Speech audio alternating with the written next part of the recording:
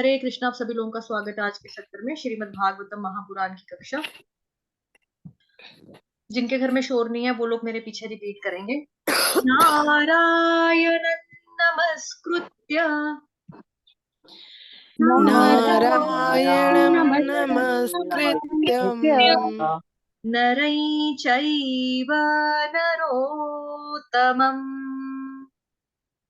नरैव नरोत्तमम् देवीं सरस्वतीं व्यासन् देवी सरस्वती ततो जयमुदीरये। ततो जयमुदीरये। नाम संकीर्तनयस्य नाम संकीर्तनस्य सर्वपापप्रणाशनम्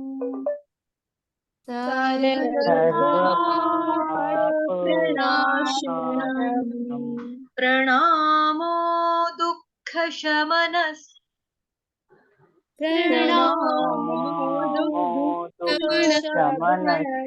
तन्नमामि हरिं परम्।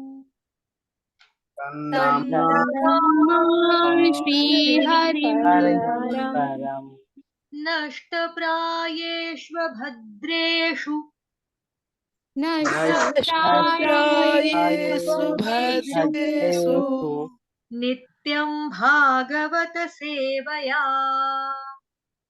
नित्यं भागवत सेवया भगवत्युत्तमश्लोके भगवत्युत्तम श्लोके भक्तिर्भवति नैष्ठिकी।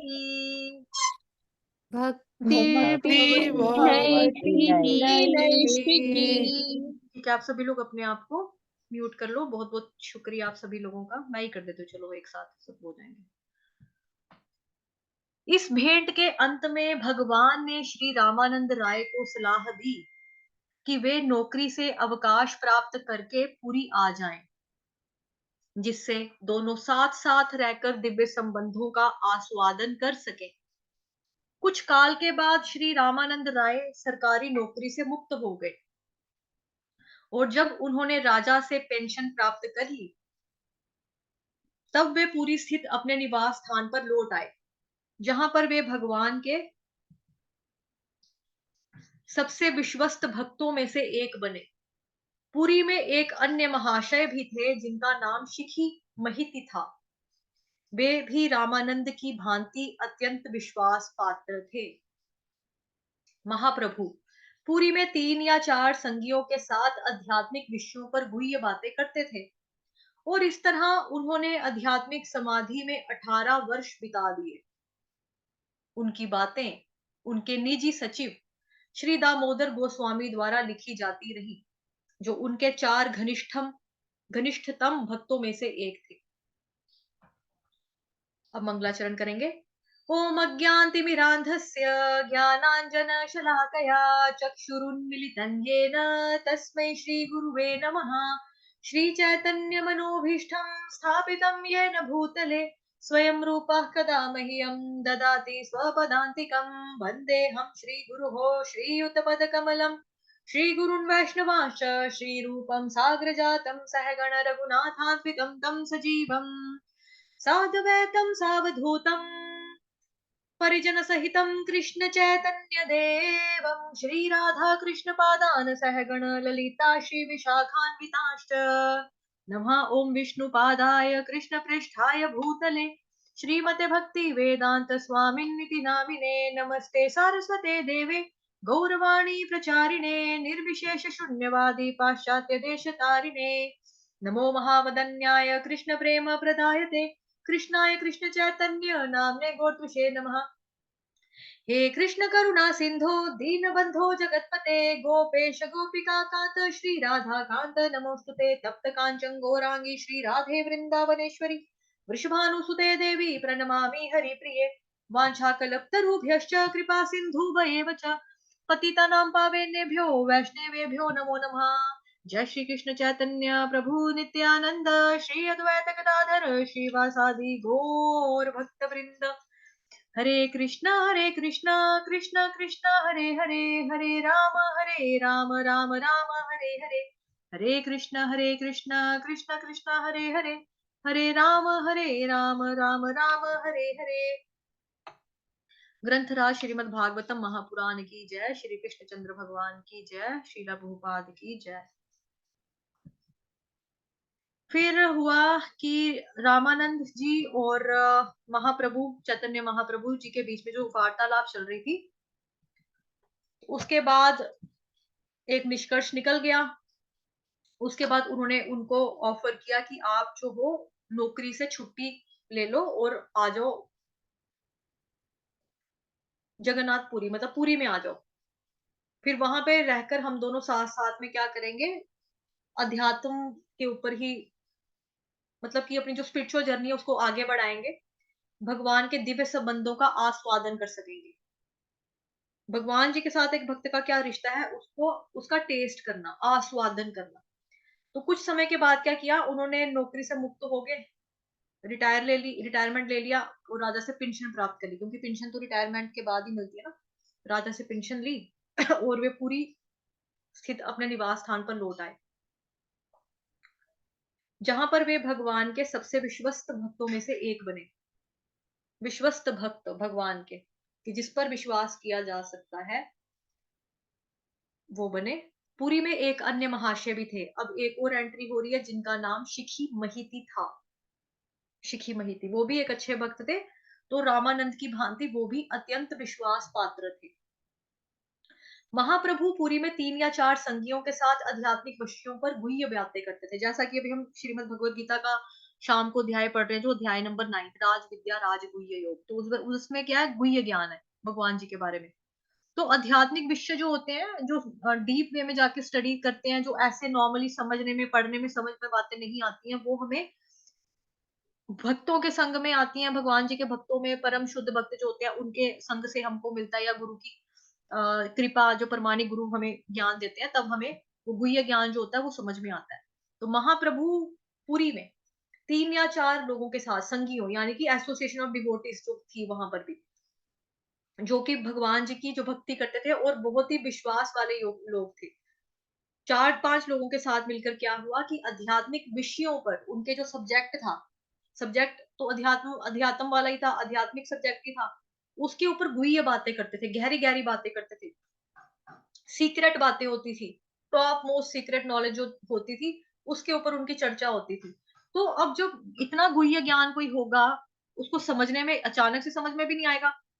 मतलब कि नो डाउट महाप्रभु जो है वो तो साक्षात कृष्ण भगवान है, उनको तो वो नहीं है, लेकिन जो उनके साथ संग हैं, जो उनके माध्यम से चीजें सीख रहे हैं, उनके साथ बैठे हैं, तो इस तरह से काफी गहराई में जाके, डीप डीप वे में जाकर उन्होंने बातें की, चर्चा की, डिस्कस किया, पढ़ाई वगैरह की। तो उसमें क्या हुआ, आध्यात्मिक समाधि में 18 साल लग गए, उनको बिता दिए।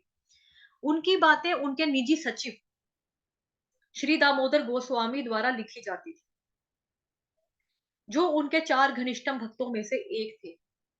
तो एक नाम यहाँ पर आ गया अभी, जो उनकी निजी सचिव, उनकी जो बातें थी, जो आध्यात्मिक विषय के ऊपर जो चर्चा होती थी, जो गुह्य ज्ञान के ऊपर जो बातें होती थी, जिसके ऊपर उन्होंने इतना टाइम लगाया, बिताया, तो ऐसे में जो उनके निजी सचिव, सचिव किसको बोलते हैं इंग्लिश में, किसी को पता है सचिव का मतलब इंग्लिश में? कौन बताएगा सचिव किसको कहते हैं? किसी को पता है तो हैंड रेस करो, अदरवाइज मेरे को पता तो है लेकिन थोड़ा सा डाउट लग रहा है। हाँ जी माता जी बताओ। Personal secretary. हाँ आई थिंक वही सेक्रेटरी जो होते सचिव, सचिव उसी को कहते हैं, है ना? एक बार फिर भी मैं देख हैं। लेती हूँ गूगल पे सचिव इन इंग्लिश।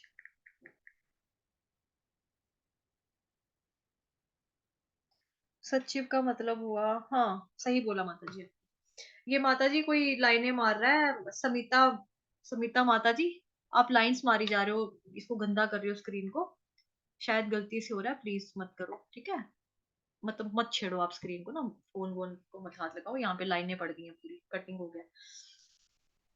तो श्री दामोदर गोस्वामी जो थे वो लिखते थे, मतलब एक तरह के आप कह लो कि नोट्स बता लिखते थे, क्या क्या बात हुआ, उसका कंक्लूजन क्या है, किसके ऊपर चर्चा हुई है, वो सारी बातें जो थी वो श्री दामोदर गोस्वामी द्वारा लिखी जाती थी। जो कौन थे? वो उन चार घनिष्ठम भक्तों में से एक थे, जो चार पक्के पक्के वाले भक्त थे उनमें से वो एक थे, जो सारा कुछ लिखते थे। फिर आ गया, महाप्रभु ने भारत के सारे दक्षिणी भाग की विस्तृत यात्रा की। महाराष्ट्र के संत तुकाराम को महाप्रभु ने दीक्षा दी। संत तुकाराम ने महाप्रभु से दीक्षा ग्रहण करने के बाद संपूर्ण महाराष्ट्र प्रदेश को संकीर्तन आंदोलन से आप्लावित कर दिया, जिसका दिव्य प्रवाह आज भी एक महान भारतीय प्रायद्वीप के दक्षिण पश्चिम भाग में चालू है। महाप्रभु ने दक्षिण भारत से दो अत्यंत महत्वपूर्ण प्राचीन ग्रंथ खोज निकाले हैं। यह है ब्रह्म संहिता तथा कृष्ण करनामृत।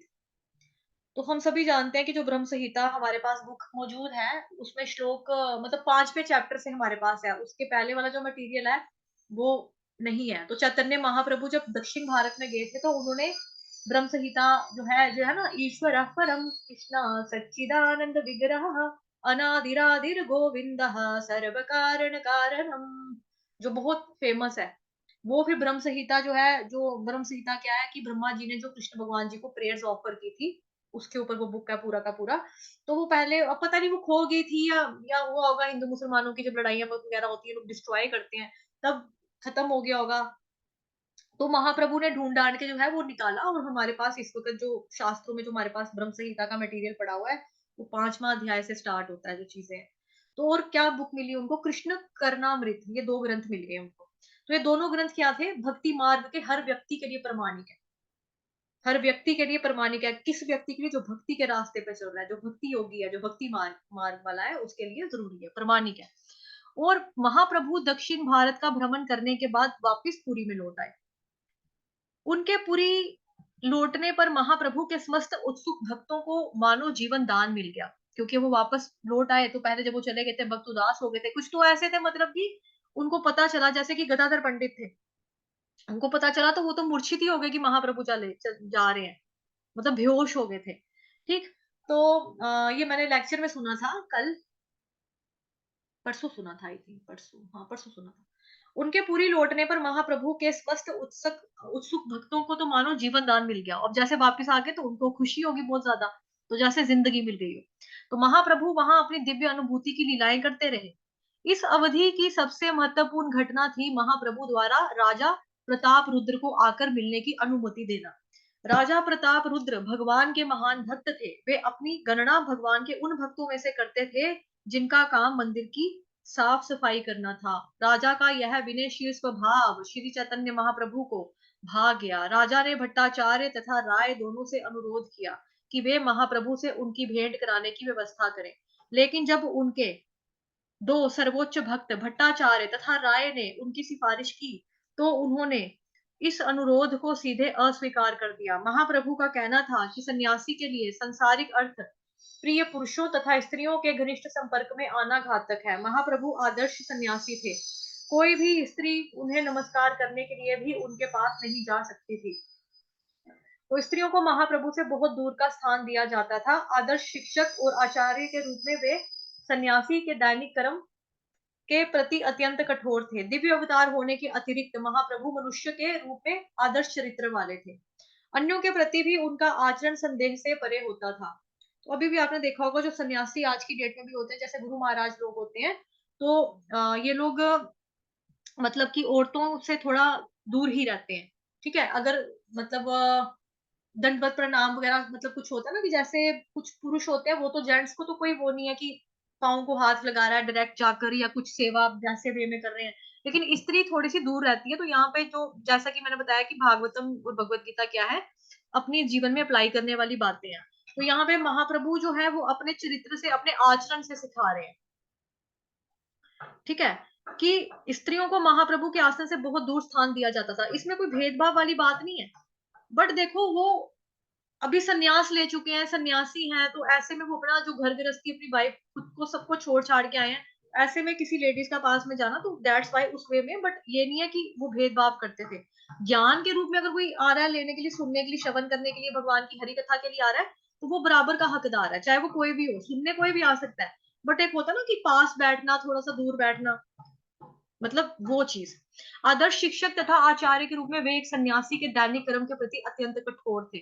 आदर्श शिक्षक, आचार्य के रूप में, आचार्य का मतलब जो अपने आचरण से सिखाता है, और नो डाउट वो आध्यात्मिक शिक्षा दे रहे, तो उस रूप में उनको शिक्षक भी बोला गया, बट आदर्श शिक्षक। और आचार्य के रूप में वे सन्यासी थे, और सन्यासी के दैनिक कर्म की दिन के क्या दिनचर्या रहती है उसके प्रति वो अत्यंत कठोर थे, कि भाई हाँ मॉर्निंग उठना है, अपनी साधना वगैरह करनी है, और भगवान हरि कथा करनी है। तो ऑलमोस्ट पूरा टाइम जो होता था प्रचार में, प्रीचिंग में ही जाता था। और दूसरा ये जो होता है मतलब जो घर घर जाके जो उन्होंने हरे कृष्ण आंदोलन मतलब कर दिया पूरा, की जगह जगह जाना, हर घर में जाके हरे कृष्ण संकीर्तन यज्ञ के बारे में लोगों को बताना, ये चीजें। ठीक है, ओके माता जी, इट्स ओके। दिव्य अवतार होने के अतिरिक्त महाप्रभु मनुष्य के रूप में आदर्श चरित्र वाले थे। दिव्य अवतार थे क्योंकि वो भगवान कृष्ण है साक्षात, तो अवतार होने के अलावा वो क्या थे, महाप्रभु मनुष्य के रूप में आदर्श चरित्र वाले थे। बिकॉज अभी वो लोगों के बीच में है, तो लोग तो समझते हैं ना कि हमारी तरह ही इंसान है।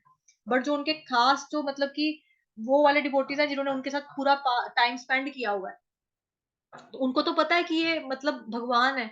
लेकिन बाकी जो लोग होते थे नॉर्मल वाले, जिनको नहीं पता लगता कि इंसान है भगवान है, मतलब कहाँ तक वो पहुंचे हुए हैं, क्या है, तो उनके लिए भी वो क्या थे, आदर्श चरित्र वाले थे, कि हाँ अच्छे चरित्र वाले इंसान है, ऐसा कह के लोग जो थे उनको सब जानते थे।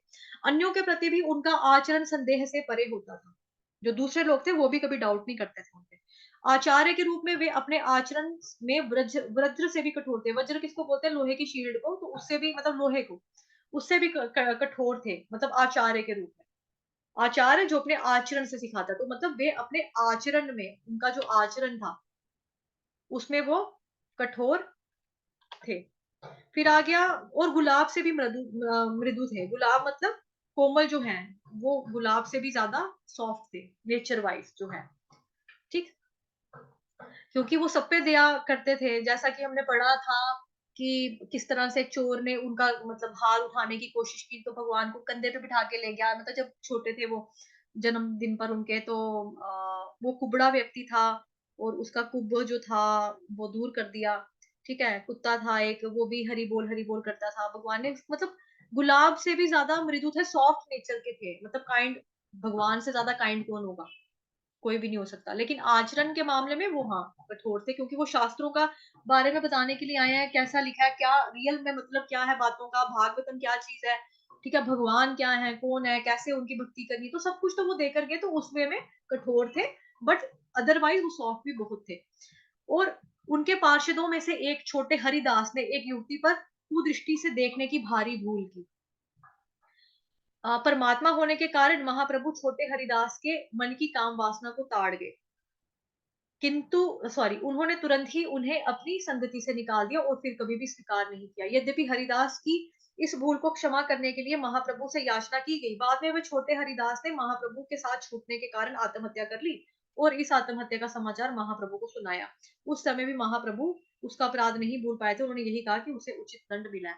अब मैं आपको यहाँ पे क्लियर कर दूं कि दो हरिदास ठाकुर हैं, ठीक है, तभी करके यहाँ पे छोटे हरिदास ठाकुर के बारे में, छोटे हरिदास के बारे में जिक्र आ गया।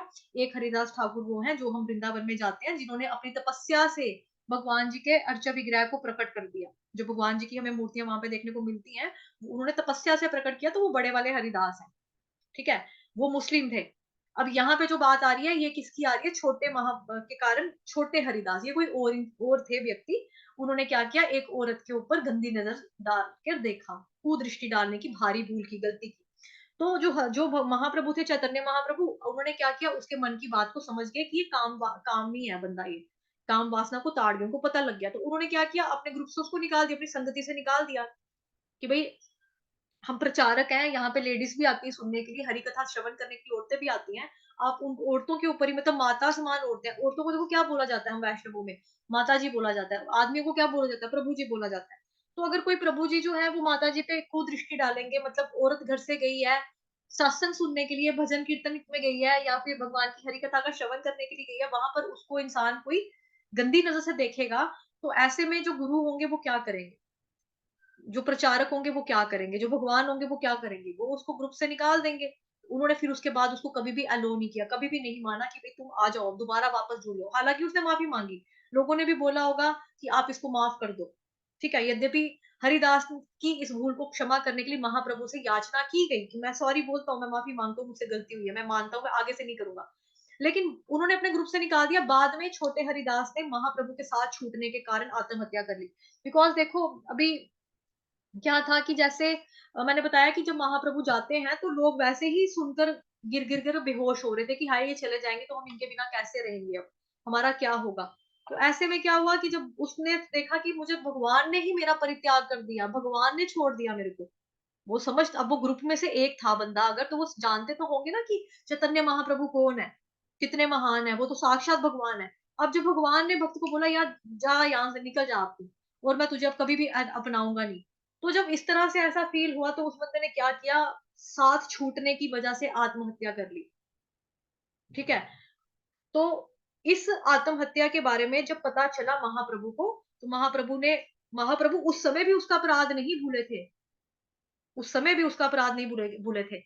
अभी ठीक है भगवान जी जो है वो काइंड स्वभाव के हैं, यहाँ पे जैसा लिखा था कि गुलाब जैसा उनका कोमल स्वभाव है। लेकिन ये भी हमने पढ़ा कि अपने आचरण में वो कठिन थे, कठोर थे और एक वज्र के समान कठोर थे। मतलब स्ट्रिक्ट थे उस वे में वो काफ़ी ज़्यादा स्ट्रिक्ट थे, तो उन्होंने उस वक़्त भी जब उसको डेथ का भी समाचार मिलता है कि वो मर चुका है, तो महाप्रभु उस टाइम पे भी ना उसकी गलती को भूले नहीं थे। तो उन्होंने बोला कि हाँ, उसको ठीक सज़ा मिल गई। ठीक ठीक हो गया, ठीक सज़ा मिल गई उसने, ठीक ही किया। तो संन्यास तथा अनुशासन के सिद्धांतों से महाप्रभु समझौता करना नहीं जानते थे। संन्यास, अगर कोई व्यक्ति सन्यासी है, सन्यासी का चोला पहन के बैठा हुआ है, भगवा रंग के कपड़े ढाल ढाल ढाल के बैठा हुआ है, धारण करके और औरतों के ऊपर गंदी नज़र डाल रहा है, तो कहते हैं मैं इस चीज़ में कॉम्प्रोमाइज़ कभी भी नहीं करूँगा। इनडिसिप्लिन मेरे को बर्दाश्त नहीं है। संन्यास तथा अनुशासन के सिद्धांतों से उसके जो प्रिंसिपल थे, महाप्रभु ने कभी भी समझौता नहीं किया। समझौता करना नहीं जानते थे। अतः यह जानते हुए कि राजा एक महान भक्त है, उन्होंने राजा से भेंट करने के लिए मना कर दिया। केवल इसीलिए कि राजा धनपति थे। इस उदाहरण द्वारा महाप्रभु एक अध्यात्मवादी के लिए समुचित आचरण पर बल देना चाहते थे।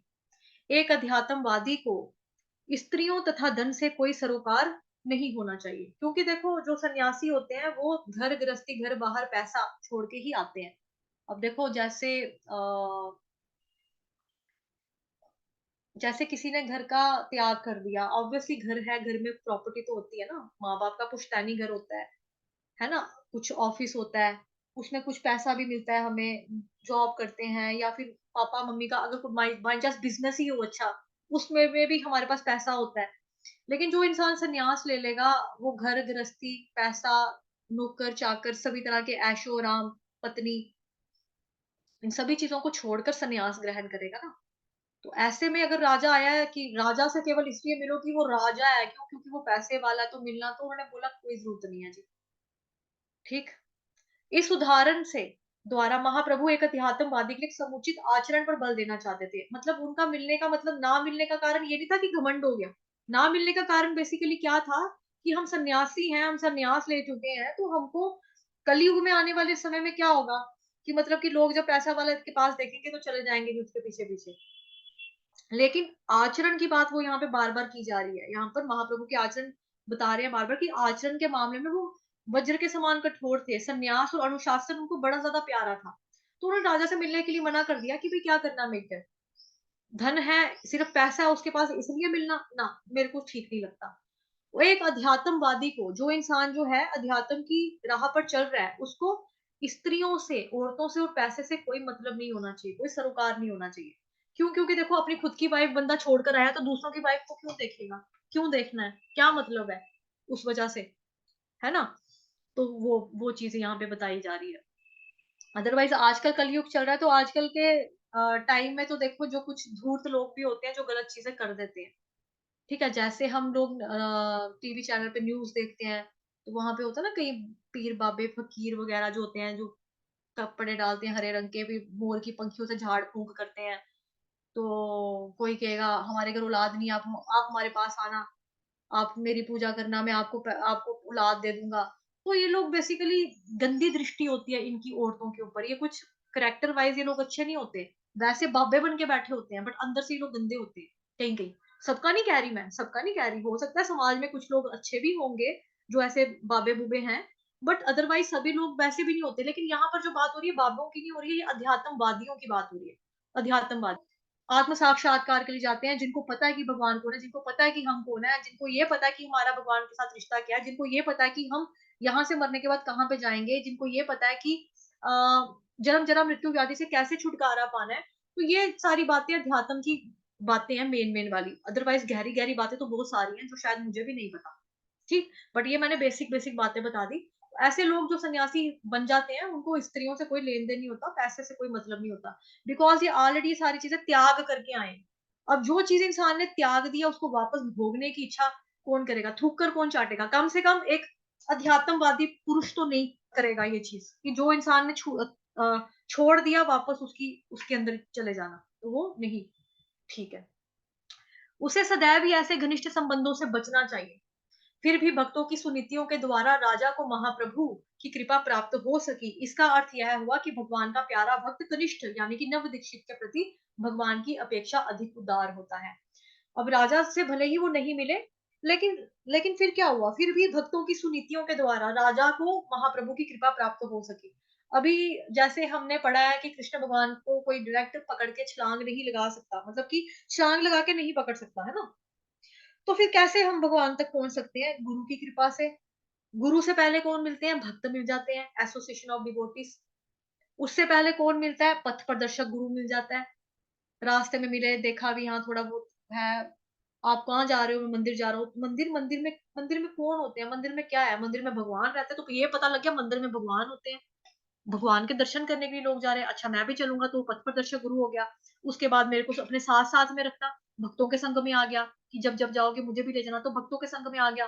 तो भक्तों के संग में आया तो फिर भक्त जो होते हैं सिफारिश करते हैं, जो गुरु होते हैं वो सिफारिश करते हैं भगवान से कि डायरेक्ट कि भाई एक भक्त है आपसे मिलना चाहता है। वो अलग बात है, अब किसी को कर्मों के अनुसार कोई अमीर बना है कोई गरीब बना है, बट वो भक्त अच्छा भक्त है। इस तरह से जब उसकी सिफारिश वगैरह भी होती है भक्तों की सुनीतियों के द्वारा, राजा जो थे उसको महाप्रभु की कृपा मिल गई। इसका मतलब यह हुआ कि भगवान का प्यारा भक्त कनिष्ठ यानी कि नव दीक्षित के प्रति भगवान की अपेक्षा अधिक उदार होता है। ठीक, कि भगवान डायरेक्ट वे में तो नहीं सीधा सीधा करेंगे, बट भगवान अपने भक्तों के भक्त जो होते हैं वो उनके थ्रू उनका उद्धार कर ही देते हैं। अतः शुद्ध भक्त कभी भी अन्य शुद्ध भक्तों के चरणों पर कोई अपराध नहीं करते। भगवान के चरण कमलों के प्रति किया गया अपराध कभी कभी दयालु भगवान के द्वारा क्षमा कर दिया जाता है। भगवान के चरण, अगर हमने भगवान जी के प्रति कोई अपराध किया ना, तो भगवान का स्वभाव इतना ज्यादा दयालु है कि भगवान उसको फॉरगिव कर माफ कर देते कि चल छड़ परे, कोई बात नहीं, इट्स ओके, हो गया गलती। लेकिन अगर कोई भगवान जी के भक्तों के प्रति कोई अपराध करता है, तो उस व्यक्ति के लिए अत्यंत घातक सिद्ध होता है, जो भक्ति के मार्ग पर वास्तव में अग्रसर होना चाहता है। ठीक है, तो भगवान के प्रति अगर हमसे कोई गलती होगी, अपराध होगा, तो भगवान उसको भले ही माफ कर देंगे। लेकिन जो भगवान के भक्त हैं, जो शुद्ध भक्त हैं, वो अगर हम उनके प्रति कोई अपराध करेंगे तो भगवान उसको माफ नहीं करते। यहाँ से हमको ये चीज भी आ, सीखने वाली है, हमारे लिए प्रैक्टिकल टिप है कि हमसे अपराध नहीं होना चाहिए भगवान के भक्तों के प्रति। ठीक, जब तक महाप्रभु पुरी में रहे उनके हजारों भक्त भगवान जगन्नाथ की रथ यात्रा के समय उनका दर्शन करने आते थे। रथ यात्रा के समय गुंडीचा मंदिर की सफाई स्वयं महाप्रभु के निरीक्षण में होती थी, क्योंकि यह एक महत्वपूर्ण कार्य होता था। पुरी में महाप्रभु का सामूहिक संकीर्तन आंदोलन जन समूह के लिए अद्वितीय प्रदर्शन होता। जनता के मन को आध्यात्मिक अनुभूति की ओर मोड़ने का यही तरीका था। महाप्रभु ने इस सामूहिक संकीर्तन प्रणाली का प्रवर्तन किया। समस्त देशों के नेता इस आध्यात्मिक आंदोलन का लाभ जनता में शांति तथा एक दूसरे के प्रति मैत्री भाव बनाए रखने के लिए उठा सकते हैं। अब तो सारे विश्व में वर्तमान मानव समाज की यही मांग है। तो अभी क्या है यहाँ पे कि महाप्रभु जो जैसे जगन्नाथपुरी में जो रथ यात्रा निकलती है, हम सभी जानते हैं कि बड़ी जोरों शोरों से निकलती है, तो उसके जो साफ सफाई होती थी वो महाप्रभु जी की देख रेख में उनकी अंडर उनकी गाइडेंस में होती थी। ठीक है, क्यों? क्योंकि एक बहुत इंपॉर्टेंट कार्य होता था। पुरी में महाप्रभु को सामूहिक संकीर्तन आंदोलन जनसमूह के लिए अद्वितीय प्रदर्शन होता है, कि जब वो सामूहिक मतलब कि ग्रुप, मतलब कि जैसे जुलूस, आज की डेट में अगर हम बोले तो जो जुलूस जैसे निकलते हैं हरे कृष्ण महामंत्र का जो कीर्तन का झांकियां जिसको कह सकते हो आप, झांकी जुलूस ऐसे वे में जो निकलते थे, जो चढ़ते हुए जाते थे, हरे कृष्ण कृष्ण कृष्ण हरे राम राम राम हरे हरे, इस तरह से जो यात्रा के साथ जो ग्रुप निकलते थे, वो दूसरे वाले लोगों के लिए अद्वितीय प्रदर्शन होता था। अद्वितीय का मतलब होता है जिसके जैसा कोई दूसरा हो ही ना, मतलब ऐसा इतना प्यारा लगता था, इतना सुंदर, इतना लुभावना, इतना मनमोहक भगवान जी का जो कीर्तन वो लोग करते थे, वो अद्वितीय प्रदर्शन होता था। ऐसा लग मतलब एक तरह का स्टेज शो, जो मतलब कि लोग मान लो कि लोग जगन्नाथ भगवान जी के दर्शन करने तो आ ही रहे हैं, लेकिन उस वे में इनको भी सुनने और देखने के लिए आ रहे हैं कि यार वो कर रहे हैं, अच्छा जुलूस वो निकाल रहे हैं, हाँ जाएंगे जाएंगे पक्का, बड़ा मजा आया था, बड़ा मजा आता है, बिल्कुल बिल्कुल जाएंगे जाएंगे जाएंगे। तो जनता के मन को आध्यात्मिक अनुभूति की ओर मोड़ने का यही तरीका था, है ना। जैसे कोई छोटा बच्चा भी हो, अगर उसने चाकू पकड़ लिया तो उसको मम्मी पापा क्या करते हैं, खिलौना दिखाएंगे, तो बच्चा क्या करेगा, चाकू फेंक देगा, खिलौने की तरफ आ जाएगा। तो लोग जो है, जनता जो है, वो अलग अलग तरीके में चीजों में लगी होती है, किसी का कोई टेस्ट है, किसी का कोई टेस्ट है, किसी को कोई टेस्ट है, लेकिन रियल में क्या है का आत्मा का स्वभाव, जीव सब रूपे हुए नित्य कृष्ण दास। तो जनता के मन को आध्यात्मिक अनुभूति की ओर मोड़ने का यही तरीका था कि जनता को अट्रैक्ट कैसे करना है, लाना कैसे है, खींचना कैसे है। हरे कृष्ण कृष्ण कृष्ण हरे हरे, यही एक तरीका है। और अच्छे से कीर्तन करो, संकीर्तन आंदोलन को बढ़ चढ़ के हिस्सा लो, जन समूह लोग ज्यादा से ज्यादा मात्रा में इकट्ठे हो, ज्यादा से ज्यादा मतलब कि हो, ये जोर शोर से अगर होगा तो लोग अट्रैक्ट अपने आप होंगे। तो अनुभूति जो उनकी आध्यात्मिक अनुभूति है, भाई सारी दुनिया जा रही है, सारी दुनिया दर्शन करने के लिए निकली हुई है, भगवान जो है सड़क के ऊपर आके भक्तों को दर्शन दे रहे हैं, तू क्या कर रहा है, चल उठ खड़ा हो, चल निकल हमारे साथ, आजा चल पट। तो लोग उसी वे में आ जाते थे, और जब वो आके सत्संग सुनते थे, वहां पे जो जुलूस में इकट्ठे होकर जो कीर्तन चल रहा होता था, लोग फिर वहां पे मस्त हो जाते, उनको मजा आता था, अच्छा लगता था। महाप्रभु ने इस सामूहिक संकीर्तन प्रणाली का प्रवर्तन किया। समस्त देशों के नेता इस आध्यात्मिक आंदोलन का लाभ जनता में शांति और एक दूसरे के प्रति मैत्री भाव बनाए रखने के लिए उठा सकते हैं। तो यहाँ पर भी एक टिप मिल रही है हमको प्रैक्टिकली कि इस चीज का मतलब क्या है, जो इस तरह के जुलूस निकलते हैं सड़कों के ऊपर, जैसे अभी रामनवमी गई थी तो उधर भी झांकियां निकली थी, है ना, सभी मंदिरों की निकली। तो ये टाइम टू टाइम निकलती हैं, मतलब कि सनातन धर्म में जब भी कोई चीजें होती हैं, झांकियां निकलती हैं, लोग सड़कों के ऊपर ओपन में हरे कृष्ण महामंत्र का जाप करते हुए जाते हैं, जपा मतलब कि संकीर्तन यज्ञ करते हुए जाते हैं, ढोलकी छैना बाजा सब कुछ लेके जाते हैं। तो ये क्यों होता है, ताकि लोगों में शांति क्रिएट हो, जनता जो है आपस में लड़े लड़े लड़े मरे नहीं, और क्या हो, मैत्री भाव, एक दूसरे के प्रति फ्रेंडशिप वाला भाव भाव उनका आपस में हो जाए, मेल जोल होने, प्यार हो जाए। तो उस वे में यह चीज बहुत ज्यादा इंपॉर्टेंट रोल प्ले करती है। और अब तो सारे विश्व में वर्तमान मानव समाज की यही मांग है कि एक ही मंत्र हो, हरे कृष्ण महामंत्र, एक ही भगवान हो, कृष्ण भगवान वासुदेव, ठीक है। और एक ही हमारे लिए शास्त्र हो पढ़ने के लिए, भगवत गीता भागवतम महापुराण एक ही हो, कि मतलब अलग अलग जो अलग अलग संप्रदाय अलग अलग चीजें हैं वो सब ना हो। तो मानव की वर्तमान जो प्रेजेंट समय में मानव समाज की मांग क्या है कि लोग पीसफुली आपस में शांति पूर्वक रहें, लड़ाई झगड़ा ना करें, भगवान की भक्ति करें। तो उस वे में ये चीज जो है ऐसे ही पॉसिबल हो सकती है। यहीं तक हम रखेंगे। जिनके घर में शोर नहीं है वो लोग अपने आप को अनम्यूट करो। किसके घर में नहीं है, मैं एक साथ ही सबको अनम्यूट कर रही हूँ, बट जिनके घर में शोर होगा वो मत अनम्यूट करना, ठीक।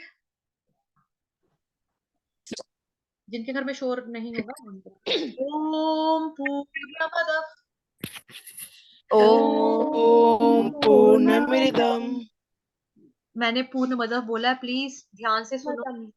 ओम पूर्णमद ओम पूर्णमद पूर्णमिदं पूर्णमिदं पूर्णात् पूर्णमुदच्यते पूर्णात् पूर्णात् पूर्णमुदच्यते पूर्णमादाय पूर्णस्य पूर्णमादाय पूर्णमेवावशिष्यते। पूर्णमेवावशिष्यते। ओम शांति शांति शांति। ओम शांति शांति शांति शांति। हरे कृष्णा। श्रीमद् भागवतम हरे महापुराण कृष्ण की जय। की जय। जय हो। की जय, कृष्णचंद्र भगवान की जय। तो आज का सत्र यहीं पे खत्म होता है।